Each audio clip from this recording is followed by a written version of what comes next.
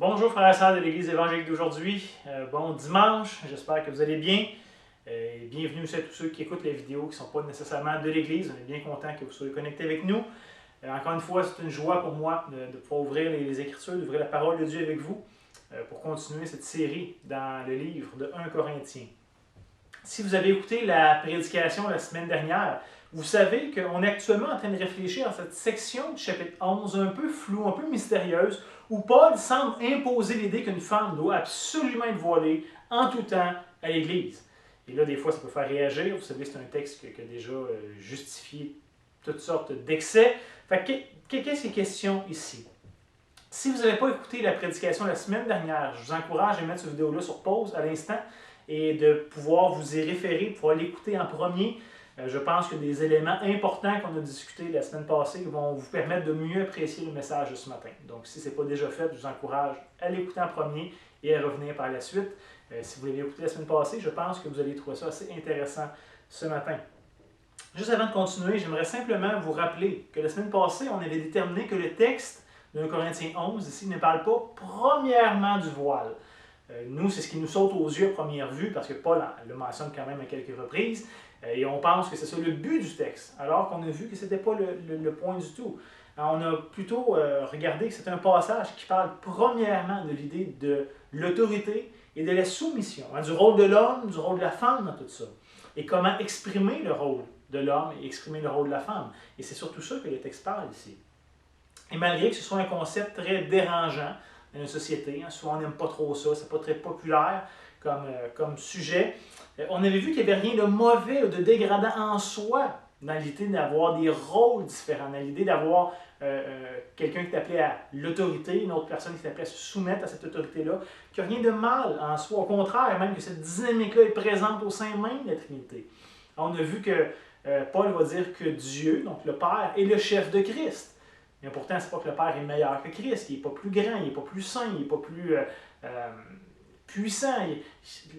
Le Père et le Fils sont les mêmes, ils partagent exactement la même nature divine, sont dignes de la même adoration, etc. Il n'y a aucune différence entre eux au niveau de leur valeur, de leur dignité ou de quoi que ce soit. Mais il y a une différence au niveau des rôles qu'ils ont décidé de prendre au sein de la Trinité. Le Père est celui qui envoie le Fils, qui exerce sa volonté, et le Fils se soumet à la volonté du Père. Mais pas qu'ils sont différents. Ils sont égaux, mais dans des rôles différents. Et c'est là l'emphase que Paul voulait qu'on saisisse. La dernière fois, je vous proposais que le texte de 1 Corinthiens 11 aborde, c'est-à-dire un principe qui est prescriptif, un principe qui est vrai de tout temps, c'est la parole de Dieu, c'est un commandement, un ordre de Dieu. Mais je vous proposais aussi la dernière fois que le texte de 1 Corinthiens 11 aborde un principe qui est culturel, donc quelque chose qui peut varier d'une culture à l'autre.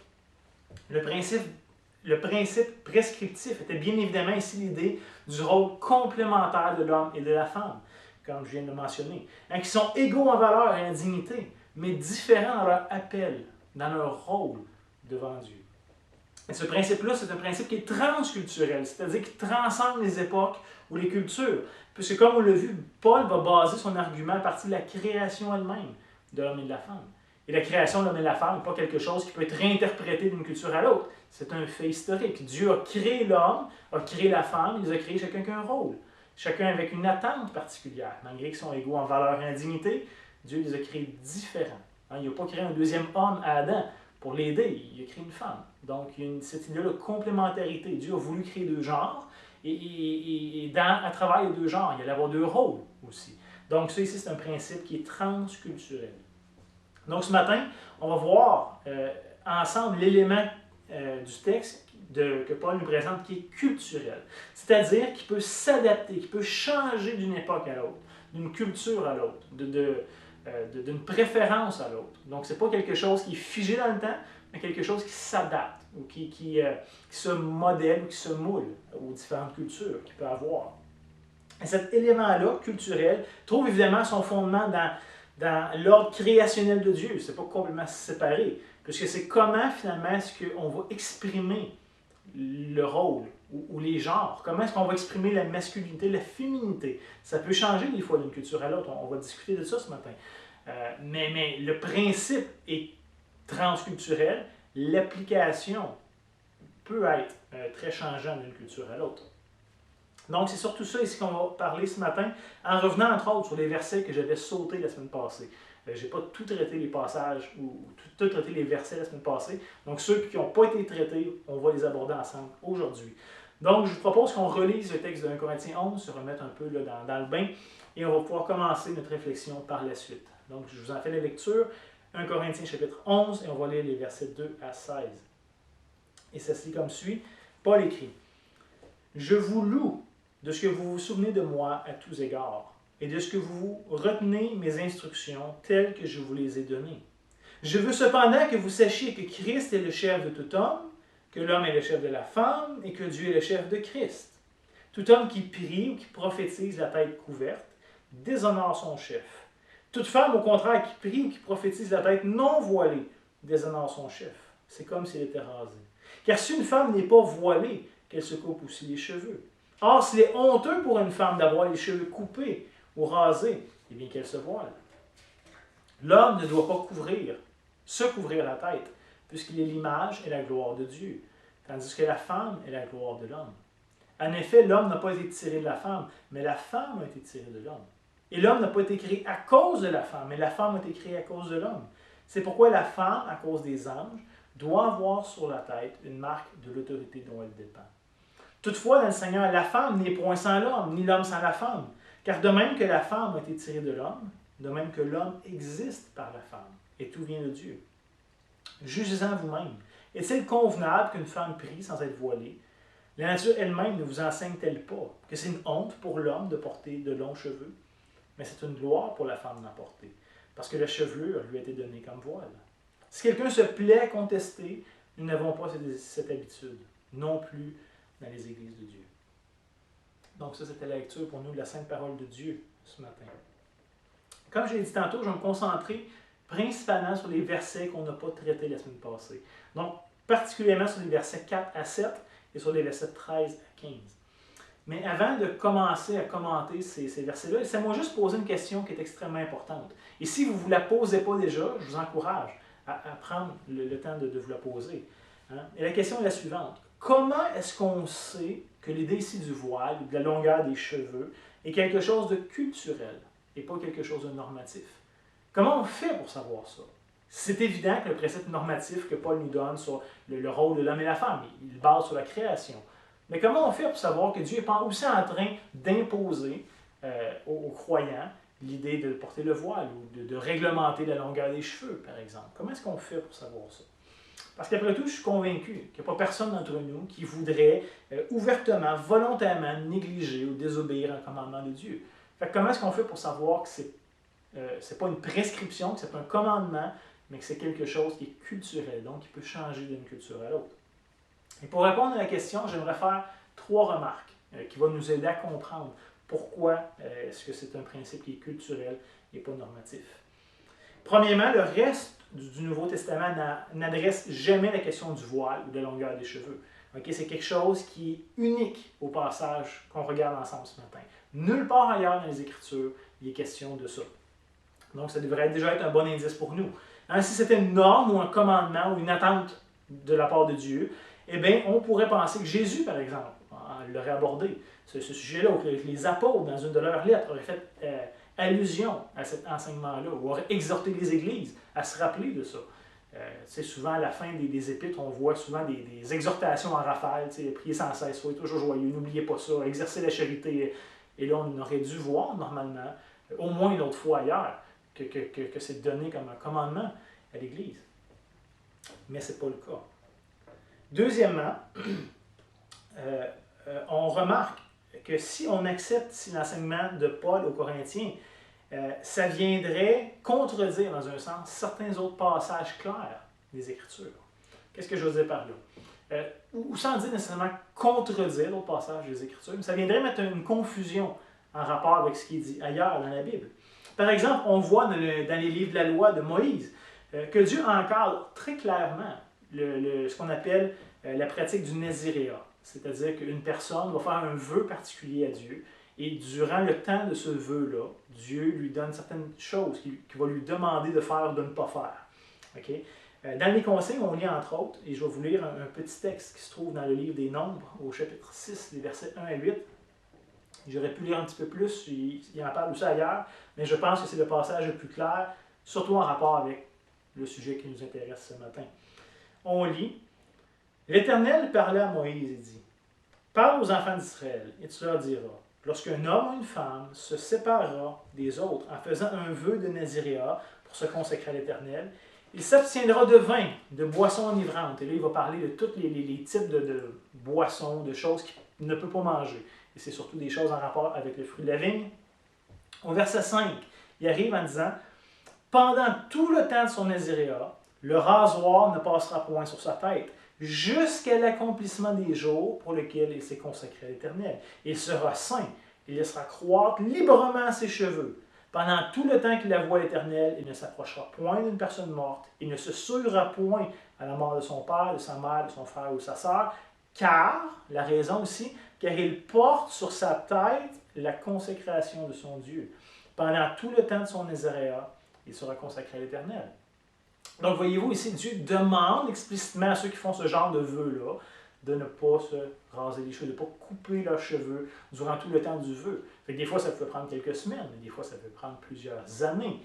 Fait qu'imaginez qu'un homme prenne ce vœu-là pendant plusieurs années. Il ne veut pas, il va avoir les cheveux longs. Et c'est Dieu ici qui lui demande de ne pas se raser.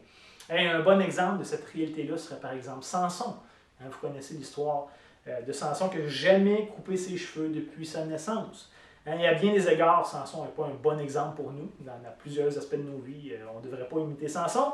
Mais notons que pour tout ce qui était blâmé, pour toutes les choses qui étaient reprochables, ça n'a jamais été au sujet de ses cheveux longs. Samson n'a jamais rasé ses cheveux avant la fin de sa vie, quand il s'est fait avoir par les Philistins. Mais au contraire, on réalise, quand on lit le texte, que Samson, même, Dieu lui avait demandé à ses parents de déjà le consacrer, de déjà faire un genre de vœu de naziréat pour lui avant même sa naissance, avant même sa conception. Donc Samson, de toute sa vie, n'a jamais coupé les cheveux. Ici, c'est Dieu qui le demande. C'est Dieu qui lui avait imposé avant sa naissance. C'est pas Samson qui a fait ce choix-là. Donc, c'est quand même intéressant à considérer. Un peu dans la même veine, on voit, verset 4 de notre texte d'un Corinthien, que Paul ici va condamner explicitement les hommes qui prient la tête couverte ou qui se mettent quelque chose sur la tête pour prier. Mais pourtant, quand on considère dans le judaïsme, on sait que c'était une pratique très courante de prier avec une kippa. Vous savez, c'est ce petit chapeau rond que les hommes portent sur le dessus de la tête pour prier. Et c'était quelque chose qui avait déjà été introduit dans le judaïsme vers la reconstruction du deuxième temple, on sait historiquement, donc bien avant la venue de Christ. Donc Paul lui-même, qui avait été un juif très pratiquant, connaissait très certainement cette coutume-là. C'était pas étranger pour lui, c'était pas quelque chose qu'il connaissait pas, ça faisait peut-être même partie de sa vie, ou en tout cas de sa vie en tant que juif. Et encore là, on voit que ni le Nouveau Testament, ni Jésus, ni aucun apôtre va adresser cette pratique-là. De dire non, dans le judaïsme, vous portiez la kippa, mais il ne faut pas faire ça, c'est pas bien, c'est contre l'ordre naturel que Dieu établit. Il y a un silence complet sur ces choses-là. Donc, si c'était une vérité universelle pour tous les hommes de toutes les époques, qui est mal de prier la tête couverte, ou que c'était immoral pour un homme d'avoir les cheveux longs, eh bien, on devrait avoir les évidences de ça dans la Bible. Mais au contraire, non seulement les Écritures ne condamnent pas ces pratiques-là explicitement, mais en plus, elles suggèrent même à certains endroits de le faire, entre autres avec Samson, le vœu de Naziréa. Donc, si on n'a aucune évidence pour croire ici que c'était une prescription que l'apôtre Paul donnait aux Corinthiens, au contraire, toutes les évidences pointent pour croire que l'apôtre Paul était en train de leur transmettre un enseignement qui était culturel, qui était propre à leur culture. Que c'était quelque chose qui avait rapport précisément avec le contexte de la ville de Corinthe au moment où Paul leur écrit. Et ce matin, on va essayer de comprendre un peu qu'est-ce que Paul finalement dénonce dans ces versets-là. Qu'est-ce qu'il est en train d'enseigner et comment est-ce qu'on peut les comprendre? Comment est-ce qu'on peut nous appliquer ce verset-là, cette partie-là de la parole de Dieu qui a cru bon d'inspirer pour notre instruction? Et finalement, c'est ça un peu la dernière remarque que j'aimerais faire avec vous. C'est justement au sujet du contexte culturel de la ville de Corinthe. Parce que si on prend le temps de considérer ça, si on prend le temps de se plonger un peu dans leur contexte, je vous propose que ça devienne beaucoup plus clair ce à quoi Paul fait référence. Qu'est-ce qu'il est en train d'adresser ici précisément?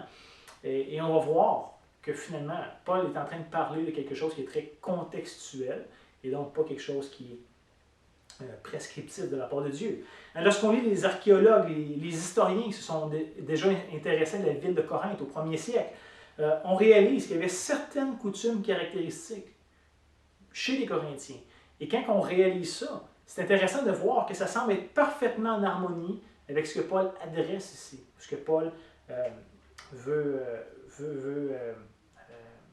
modifier ou changer ici chez les Corinthiens. Par exemple, on sait qu'un peu partout dans l'Empire romain, au 1er siècle, les femmes nobles se couvraient d'un châle ou d'un voile. Ce n'était pas quelque chose qui était propre à Corinthe, mais lorsqu'une femme noble, une femme respectable sortait en public, elle se mettait quelque chose sur la tête. Dans la coutume romaine, c'était comme ça à travers l'Empire. C'était la manière, à cette époque-là, de montrer que cette femme-là était une femme de valeur, une femme pure, une femme digne, et pas une barbare, ou quelqu'un de l'extérieur. Donc une femme qui sortait sans avoir la tête couverte dans cette culture-là romaine, vous comprendrez que ça envoyait inévitablement un mauvais signal à tous ceux qu'elle croisait sur son chemin. Un peu de la même manière qu'une femme mariée devrait normalement porter son anneau de mariage. Une femme qui sortirait sans anneau de mariage, ben, ça envoie un signal aux autres. Peut-être est-ce qu'elle pourrait se faire courtiser par d'autres hommes qui seraient intéressés de la connaître et d'être en relation avec elle. Mais normalement, lorsque tu as un anneau sur ce doigt-là, ben, ça envoie un message aux autres. Non, non, tu appartiens à quelqu'un. Tu as déjà fait une union avec quelqu'un d'autre. Tu n'es pas libre de te faire courtiser par d'autres hommes. Fait que, voyez-vous, il y a des signes dans les cultures, d'une culture à l'autre, qui envoient des messages clairs. Fait que si on le fait, ça envoie un message. Si on ne le fait pas, ça envoie un autre message. Et donc, c'est de ça ici qu'il est question. Sinon, par exemple, on sait que la ville de Corinthe hébergeait beaucoup de temples païens. Ça, on en a déjà abondamment parlé jusqu'à maintenant dans la série. Et une autre chose qu'on a dit, c'est que plusieurs de ces cultes païens-là pratiquaient d'une forme ou une autre ce qu'on appelle la prostitution sacrée. C'est-à-dire que pour rentrer en contact avec certains dieux païens ou leur offrir certains cultes à eux, ça passait par le fait de s'accoupler avec des prêtres ou des prêtresses du temple. Donc, entre autres, les dieux de fertilité, les dieux des récoltes, etc. Souvent, ça finissait par une forme ou une autre de débauche sexuelle. Et il semble, selon les sources historiques, que les femmes qui étaient prophétesses dans ces temples-là, et donc qui pratiquaient la prostitution sacrée, avaient l'habitude d'avoir la tête rasée, ou du moins d'avoir les cheveux très courts. Et ça rentrait un peu dans la mythologie qui entourait leur dieu, puis toute une raison là, qui entourait ça. Je n'entourais pas là-dedans ce matin, mais il était reconnu dans la culture pour avoir les cheveux rasés ou courts. Donc, s'il y avait une connotation particulière associée à la longueur des cheveux d'une femme à Corinthe, voyez-vous, il y a quelque chose ici qui est très évident, qui devrait ressortir du texte lorsqu'on connaît ce détail-là. Parce qu'encore une fois, ça envoyait un signal, ça référait à quelque chose de connu dans leur culture. Quand tu voyais une femme aux cheveux courts rasés à Corinthe, ben, tu avais des bonnes raisons de penser qu'elle pratiquait la prostitution sacrée, que c'était son travail de faire ça. En vrai, c'est un peu comme dans une culture, où il y a certaines manières qu'une femme ne devrait pas s'habiller, ou certains endroits qu'elle ne devrait pas fréquenter si elle ne veut pas donner l'impression aux autres d'être une prostituée. Il y a certaines choses culturelles dans l'habillement, puis dans la façon de se présenter, puis dans les endroits fréquentés, qui suggèrent qu'une femme serait une prostituée. Et alors que si une femme ne fait pas ça, bien, normalement, personne ne devrait la prendre pour une prostituée, voyez-vous. Fait que ça lance le message qu'elle s'associe à quelque chose, qu'elle s'associe à des pratiques ou à des éléments culturels. Fait qu'il y a des choses comme ça qui lancent des messages. Et des fois, ça lance des messages qui sont irréconciliables avec l'Évangile. Et c'est ça ici que Paul adresse. Il dit, faites attention, les choix que vous allez prendre, ou les symboles culturels que vous allez adapter, vont envoyer un message aux autres. Et il y a des messages qu'en tant que chrétien, on ne veut pas envoyer, juste pour ne pas rendre confus l'Évangile et l'appel que Dieu met sur nos vies. Mais sinon, je vous rappelle que Corinthe était connu pour toute forme de débauche sexuelle possible. On a déjà dit que c'était la Las Vegas de l'époque. C'était à ce point-là, c'était connu, c'était recherché pour ça, la ville de Corinthe. Et de ces pratiques, on sait de sources sûres que l'Empire romain avait légalisé ouvertement deux choses, l'homosexualité et la pédérastie. Ça, peut-être qu'on connaît un peu moins, mais c'est essentiellement une relation sexuelle entre un homme mature, un homme d'âge mûr, et un jeune homme adolescent.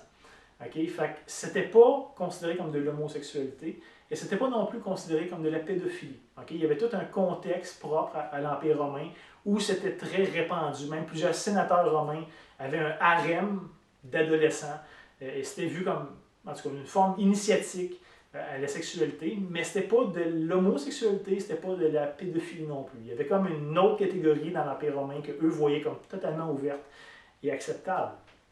Donc, homosexualité, pédérastie était légalisée, était quelque chose de commun, de très bien accepté dans la culture de l'époque. Donc, lorsque Paul ici va dire qu'il est honteux à un homme d'avoir les cheveux longs, il est probablement en train de condamner le fait qu'un homme se féminise pour avoir une relation homosexuelle, ou que peut-être il essaie de se travestir pour avoir une relation homosexuelle. Puisque, comme on l'a déjà dit, Dieu a donné un genre et un rôle précis à l'homme.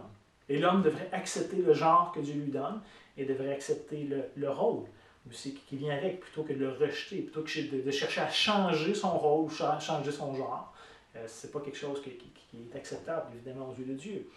Hein, comme je disais, il y a peut-être des transgenres qui est inclus dans cette condamnation de l'apôtre Paul. En vrai, on ne sait pas avec précision toutes les formes de perversion sexuelle à la mode à Corinthe, à ce moment-là où Paul écrit la lettre. Mais on peut se douter qu'il est en train d'interdire ça aux chrétiens. Pas seulement de ne pas participer à ces pratiques sexuelles-là, mais de ne pas ressembler physiquement à ceux qui pratiquent ces formes de sexualité déviante. Fait que c'est pas juste de ne pas le faire, mais on ne devrait pas envoyer le message par notre manière de se vêtir, de s'habiller, de parler, qu'on pratique ça, qu'on approuve ça en tant que chrétien. Encore une fois, ici, c'est l'idée que l'Église, les croyants, ne doivent pas envoyer un message confus à la société qui les entoure, ou même un message confus au sein même de l'Église sur qu'est-ce qui est acceptable et qu'est-ce qui ne l'est pas. L'Évangile ne devrait pas être confondu, minimisé ou discrédité par nos actions, par nos paroles, par nos affiliations et par nos choix de tout genre, peu importe le choix qu'on peut prendre. Alors, on devrait tout faire à notre pouvoir comme chrétien pour garder l'Évangile clair, garder l'Évangile distinct de tout ce qui existe, plutôt que de faire des mélanges ou des amalgames un peu douteux. Et les Corinthiens semblaient être très ouverts à faire ce genre de mélange-là. Eux, ils étaient tellement libres. Tout était bon, tout était permis. Paul dit, oui, tout est permis, tout n'est pas utile, tout n'édifie pas, tout ne sert pas vraiment à la gloire de Dieu. Et donc, il essaie de ramener un peu les Corinthiens en quête de liberté et d'émancipation. Hein, pour en revenir justement à l'Église de Corinthe, eux, ils envoyaient un signal confus à leurs contemporains par leur habillement, par leur manière de se coiffer. Et ils démontraient qu'ils avaient une grande liberté en Christ sans se rendre compte qu'en faisant ça, ils péchaient contre Christ, qu'ils allaient contre les valeurs de l'Évangile en se donnant une aussi grande liberté. Bien entendu, ce n'est pas un vêtement ou ce n'est pas une coiffure qui est mal en soi. Ce n'est pas ça le point de Paul. C'est plutôt ce que ça représente dans une culture ou dans une société. Comme par exemple, nous aussi en Occident, quand on veut se saluer, on va souvent se donner la main. Hein?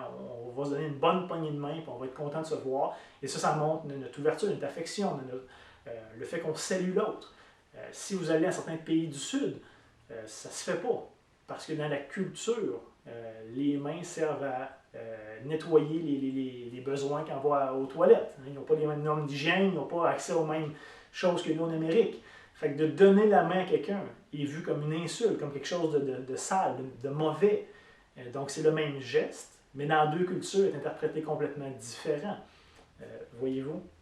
Même chose un peu peut-être pour l'idée d'un homme qui porte une robe. Si aujourd'hui je portais une robe devant vous, vous trouveriez ça un peu bizarre. Ça l'envoie un signal. Tandis que si j'étais en Afrique, probablement que je porterais une genre de robe, de tunique longue, parce que c'est ça que les hommes portent. Et c'est pas mal vu dans la culture. Fait qu'il faut faire attention. Encore une fois, c'est pas le type d'habit qui est mal. Je ne suis pas en train de condamner mes frères africains qui portent une tunique. Au contraire, dans leur culture, c'est très acceptable. Mais moi, de faire la même chose ici au Québec, ça serait étrange. Ça enverrait des signaux que je ne suis pas sûr que je veux envoyer. Voyez-vous, dans le cas ici des Corinthiens, leur choix semblait indiquer qu'il était tout à fait acceptable d'être chrétien sans respecter les rôles que Dieu a donnés aux hommes et aux femmes, ou sans respecter les genres que Dieu a donnés à l'homme ou à la femme. Hein, que c'était finalement acceptable d'entretenir des liens avec les cultes païens ou les pratiques païennes, ou de continuer à participer ou à être avec une prostituée sacrée, sans problème, et on pouvait être chrétien, ou qu'on pouvait être un disciple de Christ tout en étant homosexuel ou transgenre, travesti. Et finalement, Corinthe semblait lancer ce signal-là, et Paul dit non, non, non, c'est pas encore une fois, c'est pas la bonne voie sur laquelle on devrait aller comme chrétien. Voyez-vous, tout ce que je viens de mentionner, les pratiques païennes, la prostitution sacrée, l'idée de changer les genres ou les rôles, tout ça était parfaitement acceptable dans la ville de Corinthe. Personne n'avait de problème avec ça. Mais aucune de ces choses-là n'était acceptable dans l'Église de Dieu de Corinthe. Il y a une grosse distinction entre ce que la culture ambiante prône ou aime et ce qui est bon dans l'Église de Dieu. Il y a comme un monde, des fois, de différence entre les deux. Donc, il faut faire extrêmement attention à ce qu'on tolère au milieu de nous. Parce que c'est pas parce que les choses sont nécessairement mal en soi, comme je l'ai dit, mais parce que dans notre culture, certains choix, certaines choses peuvent remettre en question des principes clairs de la parole de Dieu. Et comme chrétien, on devrait chercher à éviter toute confusion possible, de ne pas lancer des mauvais messages, même si c'est pas mal en soi, mais comment ça peut être interprété dans notre culture, à la lumière des mœurs ambiantes. Il faut faire attention. Donc, voyez-vous à quel point ici le contexte est encore une fois très important pour nous aider à comprendre ce dont il est question ici, dans ce passage-là que Paul écrit. Je ne sais pas si vous avez remarqué, mais il y a deux choses qui sont incluses ou sous-entendues dans cet enseignement-là que Paul donne au sujet des éléments culturels. Première chose qui est inclue, que j'espère que vous avez vu, c'est la manière pour l'homme ou pour la femme de présenter ou d'incarner son rôle, de leadership d'autorité pour l'homme ou de soumission ou de support pour la femme. Il y a une manière dans toutes les cultures du monde de présenter l'autorité et la soumission, le support, entre la manière de présenter l'homme et de présenter la femme en termes de deux genres différents mais complémentaires. Et ici, Corinthe ne faisait pas exception à ça. Au 1er siècle, pour eux, ça passait par le port du voile en public. Et comme je l'ai dit, ce n'était pas quelque chose qui semblait être unique à Corinthe, c'était dans l'Empire romain, mais peut-être que les Corinthiens aimaient défier un peu trop les conventions sociales pour exprimer leur liberté. Et Paul dit attention, il y a des barèmes qui sont acceptables et qu'on devrait se soumettre, et il y a des choses qui, si on ne fait pas, ça lance un mauvais signal. Et c'est ça ici que Paul veut décrire. Le deuxième enjeu qui est là ce matin, comme j'ai dit, c'est de ne pas envoyer les mauvais signaux à la société en rapport avec ce qui est acceptable ou non. Donc, il y a l'idée du rôle ou du genre homme-femme, et d'une manière plus générale, qu'est-ce qui est acceptable ou non comme manière d'agir, comme manière de parler, comme choix à faire comme chrétien.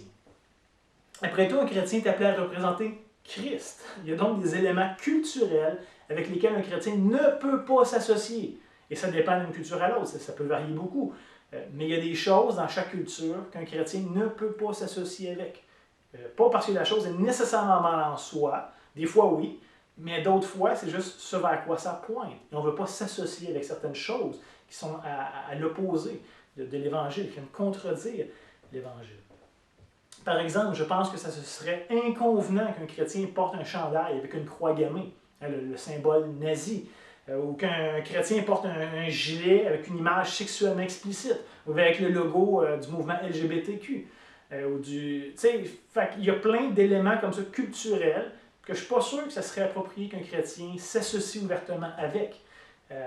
Ceci étant dit, comprenez-moi bien, Dieu nous ordonne d'aimer notre prochain, indépendamment de son orientation sexuelle, de ses convictions politiques, de sa langue, de sa couleur de peau, puis de toutes les autres distinctions qu'il peut avoir. Dieu nous commande de l'aimer comme nous-mêmes. Ça c'est pas là le problème. Mais il y a des choses qu'on ne peut pas approuver.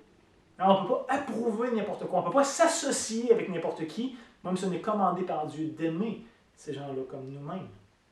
Alors, Paul exhortait Timothée de ne pas participer au péché d'autrui, mais de se conserver pur.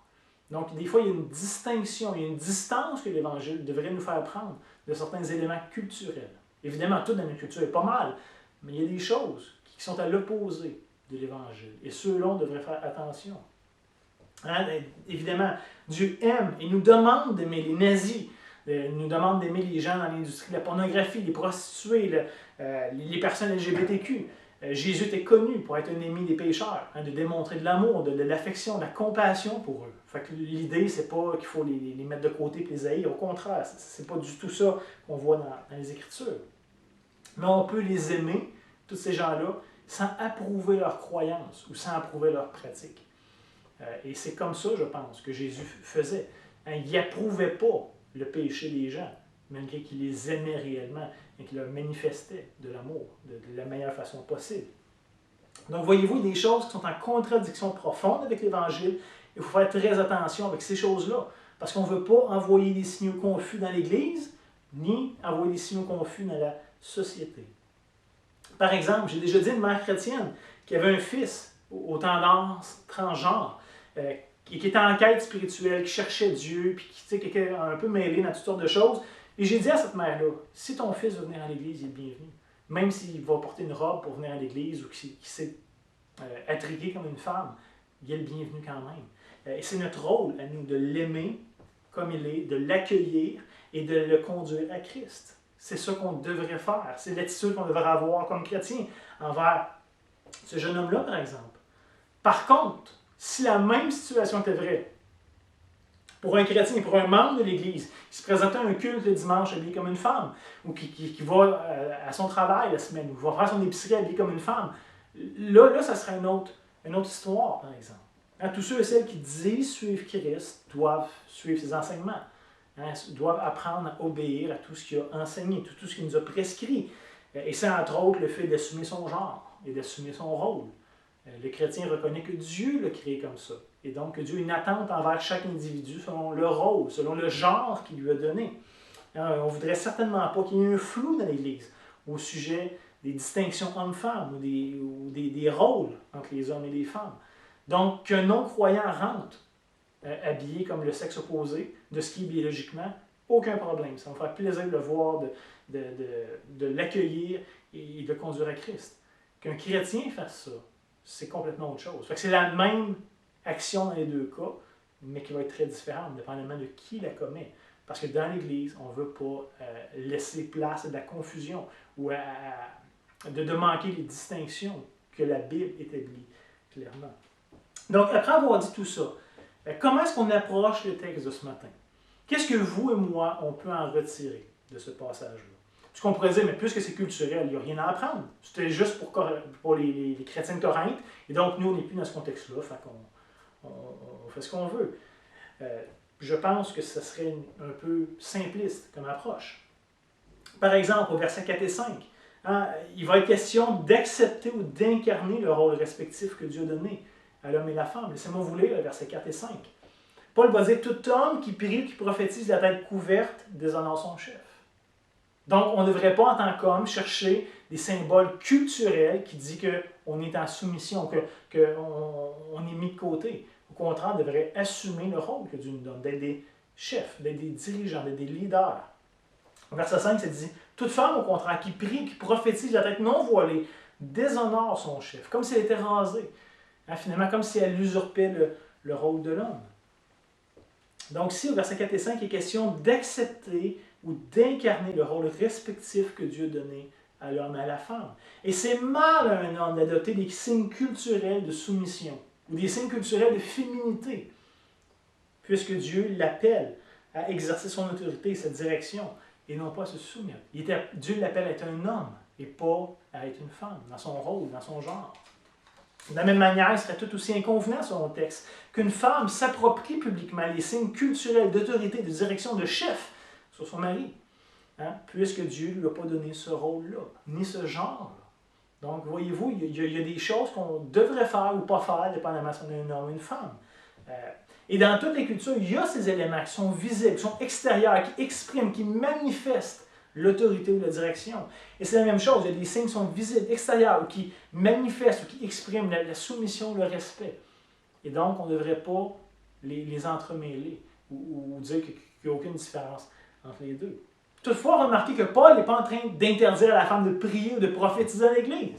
C'est pas ce qu'il dit. Malheureusement, certaines personnes vont Dans ce sens-là, vous dites, la femme ne fait rien, ne peut pas rien dire dans l'Église, fait juste s'asseoir, puis elle assiste, puis c'est tout. C'est pas ce que le texte dit, je pense. Ce que Paul interdit ici dans le passage, c'est d'usurper l'autorité que Dieu a donnée à l'homme dans l'Église. Rappelez-vous, l'homme et la femme sont égaux en valeur, en termes de dignité, en termes de capacité. C'est pas que la femme ne serait pas capable de faire ça, au contraire. Mais Dieu donne des rôles à chacun. Donc les deux sont libres de célébrer, de servir Dieu dans les réunions d'Église. Mais il faut juste garder en tête que notre participation au culte doit se faire d'une manière qui honore le rôle que Dieu a donné à chacun, selon le genre que Dieu a donné à chacun. C'est important, je pense, frères et sœurs, qu'on comprenne qu'il y a une manière de faire dans l'Église qui glorifie Dieu. Il y a une manière de faire dans l'Église qui rejette les préceptes de Dieu. Mais la manière de faire qui glorifie Dieu, qui plaît à Dieu, c'est qu'en acceptant, en incarnant pleinement le rôle que Dieu donne à l'homme et à la femme. Et comme on l'a dit, il y a mille et une manières d'incarner ces rôles-là, dépendamment d'une culture à l'autre. Des fois, il y a des signes dans une culture qui sont appropriés et que le même signe serait complètement à l'inverse dans une autre culture. Ça enverrait un message complètement inverse que ce que ça enverra dans notre culture, par exemple. Il faut faire attention. C'est pas que la chose ou que le signe est mal en soi, c'est comment c'est interprété, comment c'est vu dans les mœurs sociales de la culture dans laquelle Dieu nous a placés. Donc ça ici, c'est bien important qu'on le comprenne. À Corinthe, au 1er siècle, c'est en rapport avec le fait de porter un voile sur la tête. Pour nous, évidemment, ce n'est plus le cas aujourd'hui. Et la réalité, c'est que depuis au moins 60 ans, si ce n'est pas 70 ans, notre culture essaye par tous les moyens possibles de détruire les différences entre les hommes et les femmes. Et je ne suis pas en train de dire qu'il ne faut pas adresser les inégalités hommes-femmes, parce que historiquement, on sait qu'il y a eu des inégalités terribles. Le fait que les femmes ne peuvent pas voter et tout, je ne pense pas que c'est justifiable, au contraire. Ici, je ne parle pas des inégalités hommes-femmes qu'on essaie d'adresser dans la société et qui est une bonne chose. Je suis en train de dire que la culture, des fois, essaie de supprimer les distinctions entre un homme et une femme, entre leur genre ou même entre leur rôle. Et c'est ça ici qui est dangereux. Et par exemple, aujourd'hui, dans une société, la longueur de cheveux ne peut rien dire pour nous aujourd'hui. Même, je pensais, la majorité des madames dans l'Église ont les cheveux relativement courts, qui ne viennent pas jusqu'aux épaules. Et on a des hommes dans l'Église qui ont les cheveux beaucoup plus longs. Mais dans notre culture à nous, ça ne veut plus rien dire. C'est pas en train de dire que la femme, c'est une révolutionnaire qui veut prendre le rôle de l'homme. C'est pas ça que ça dit dans notre culture. Ça ne veut pas non plus dire que ces femmes-là sont prostituées. C'est pas les signes culturels qui pointent vers la prostitution, par exemple. Même chose pour l'homme qui porte les cheveux longs. Ça ne veut pas dire nécessairement qu'il est efféminé pour ça, ou qui est travesti ou transgenre. Dans notre culture aujourd'hui, les cheveux ne veulent plus dire grand-chose. Même chose pour les boucles d'oreilles. Je pense que dans certaines cultures encore, c'est les femmes qui portent des bijoux, des boucles d'oreilles, et pas les hommes. Pour nous aujourd'hui, les piercings, c'est autant hommes que femmes. Si je ne me trompe pas, il y a eu une époque où si les hommes avaient des piercings, ça voulait dire qu'ils étaient homosexuels. Mais ce n'est plus le cas dans la culture. C'est rendu comme banalisé, c'est rendu comme très acceptable que hommes et femmes aient des piercings, des boucles d'oreilles. Fait que c'est plus les choses comme ça qui envoient des messages, des signaux dans la culture. Et cette semaine, j'ai vraiment essayé de trouver, mais c'est quoi les symboles? C'est quoi les éléments dans notre culture à nous, c'est au Québec en 2020, qui envoient un signal du genre ou du rôle entre l'homme et la femme? Et bien honnêtement, j'ai eu beaucoup de misère à en trouver. Il n'y a plus grand-chose qui distingue l'homme et la femme. À part peut-être l'habillement, le fait que la femme va porter des jupes, des talons hauts, des choses comme ça, qu'elle va des fois se maquiller. C'est certaines évidences peut-être qui restent encore, mais c'est très minime, je pense, contrairement à plein d'autres cultures où il y a des distinctions beaucoup plus claires que ça. Et juste le fait que ce soit difficile de trouver comment dans une culture il y a des éléments clairs qui existent entre l'homme et la femme, ça montre peut-être juste malheureusement à quel point est-ce que nos contemporains ont fait une bonne job pour essayer d'effacer complètement les différences entre les genres et entre les rôles.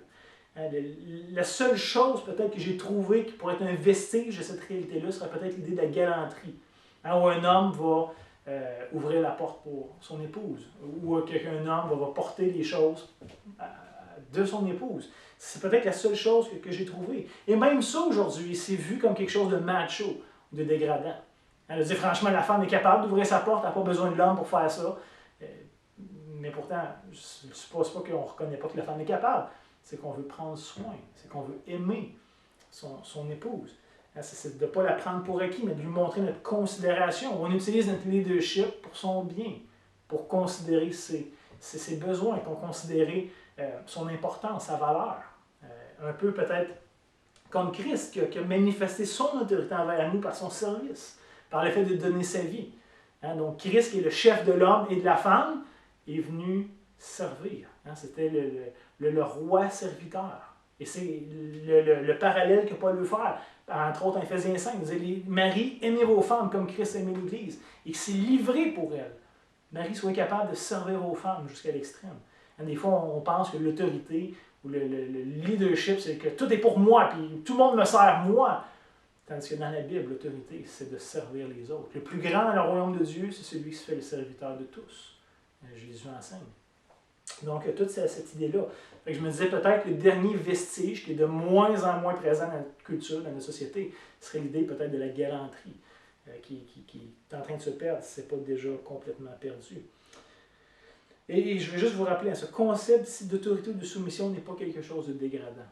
Je pense qu'à bien des égards, on aurait avantage d'ôter nos lunettes occidentales, nord-américaines, post-modernes, pour revenir un peu à l'idéal de Dieu.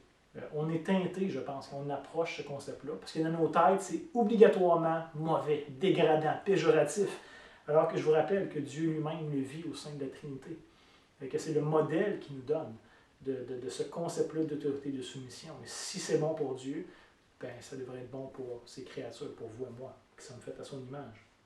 Donc, gardons en tête ici que l'Église devrait toujours être un endroit qui reflète, qui incarne, qui manifeste le désir ou le plan originel de Dieu. Faisons attention, frères et sœurs. Et je sais que des fois c'est inconscient et on ne pense pas toujours à ça, mais faisons attention de ne pas permettre que les distinctions entre les hommes et les femmes soient perdues. C'est notre rôle comme Église de veiller à entretenir ça, à favoriser ça. Comme je l'ai dit, notre culture aujourd'hui essaie par tous les moyens possibles de brouiller les cartes, en affirmant qu'on n'est pas des êtres binaires. Avant ça, il y avait homme ou femme. Tu étais un ou l'autre. Aujourd'hui, il y a à peu près une soixantaine, ou en tout cas une cinquantaine au moins, de genres possibles. Tu n'es plus juste homme-femme. Tu as une pléiade d'autres choix pour exprimer qui tu es. Et je pense qu'il faut faire attention avec ça.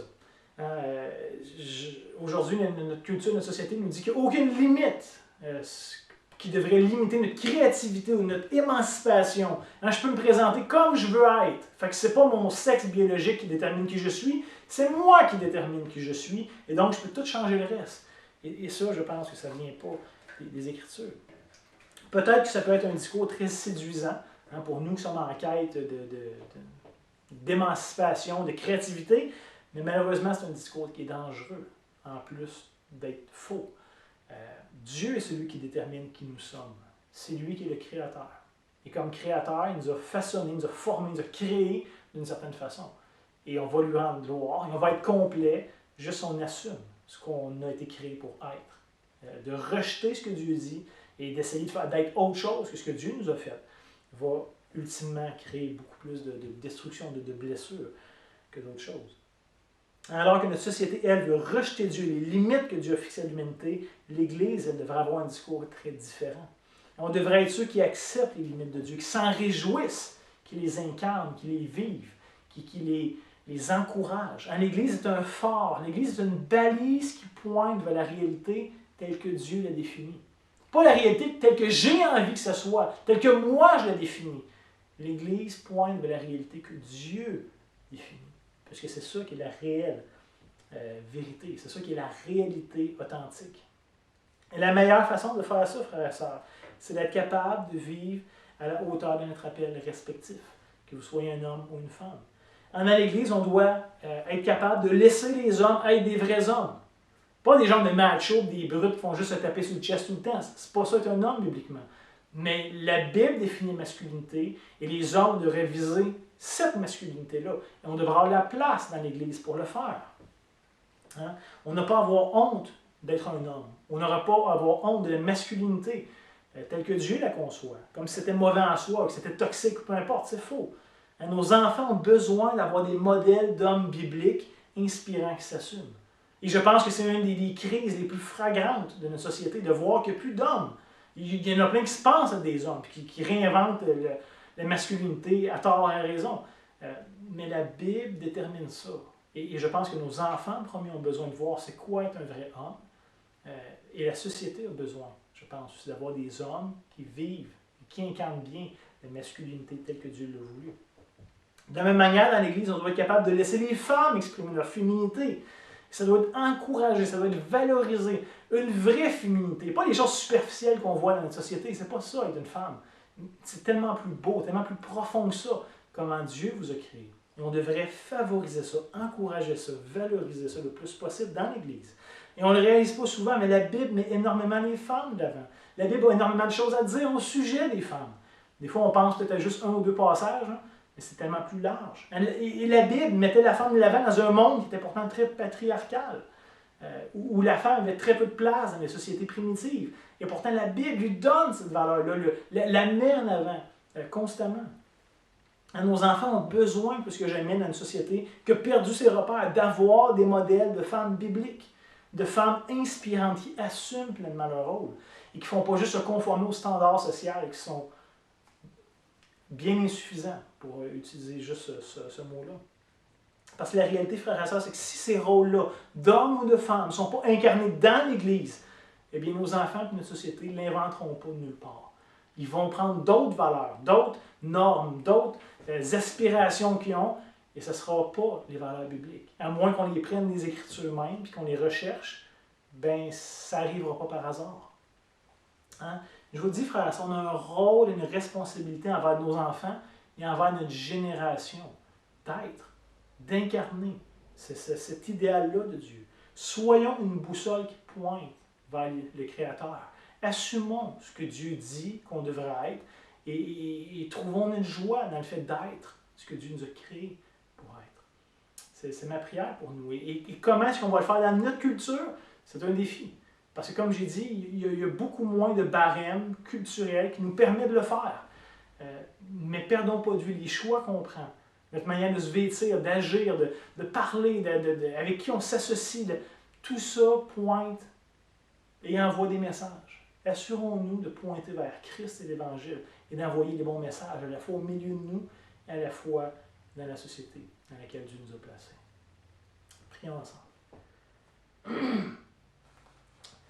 Seigneur, merci encore une fois pour ta sainte parole qui nous guide vers toi, qui est un guide fiable pour te trouver, pour comprendre qui tu es, pour comprendre ce que nous sommes, nous. Seigneur, merci d'avoir révélé ta parole. Merci d'avoir préservé dans le temps jusqu'à aujourd'hui.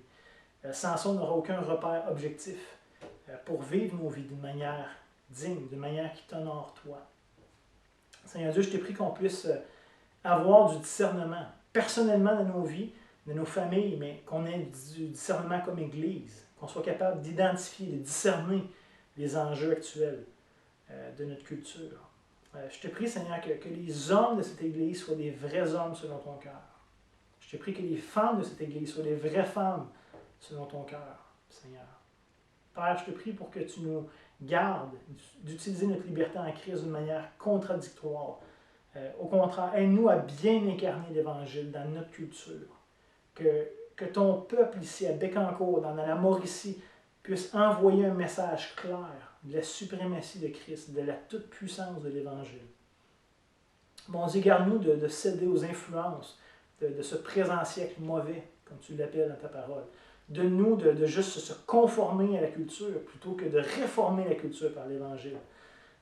Qu'au contraire, on puisse apprendre à te plaire, à marcher de manière digne de toi. Seigneur, donne-nous d'être fidèles, je t'en prie. Et donne-nous de montrer à nos enfants c'est quoi être un homme, c'est quoi être une femme, qu'ils puissent aspirer à ça, pas d'une manière superficielle ou tordue comme la société leur présente, mais qu'ils soient à tes yeux, à toi, Seigneur, qui grandissent sainement en toi. On t'en prie, on veut les remettre entre tes mains. Et on fait cette prière-là dans le nom précieux de Jésus. Amen. Donc, le Seigneur vous garde et je vous souhaite de passer une excellente semaine. Bye bye.